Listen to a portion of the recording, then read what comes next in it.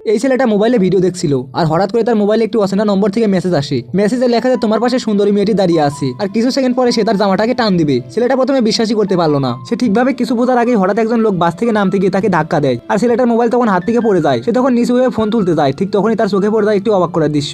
মেসেজে যা বলা হয়েছিল ঠিক তাই ঘটছে। ছেলেটা তখন হতভম্ব হয়ে যায়। ঠিক তখন আবার তার মোবাইলে আরেকটি মেসেজ আসে। এবার লেখা যায় সামনের একজন পথচারী মানিব্যাগটা পড়ে যাবে। কয়েক সেকেন্ড পর ছেলেটা উঠে দাঁড়াতেই দেখে যে সত্যি একজনের পকেট থেকে একটি মানিব্যাগ পড়ে গেছে। ঠিক তখনই একজন মেয়ে এসে মানিব্যাগটাকে তুলে নেয়। তখন ছেলেটা বুদ্ধি করে বলে যে এই মানিব্যাগটা আমারই পড়ে গেছিল। মেসেজের নির্দেশ অনুযায়ী সে মানিব্যাগের ভিতরে টাকার সঠিক অঙ্কও বলে দেয়। মেয়েটা তখন টাকা গুনে দেখে যে একদম ঠিক। তাই সে তখন ভালো মানুষ হিসেবে মানিব্যাগটা ছেলেটার হাতে তুলে দেয়। এত সহজে লাভ পেয়ে তখন ছেলেটার লোভ বেড়ে যায়।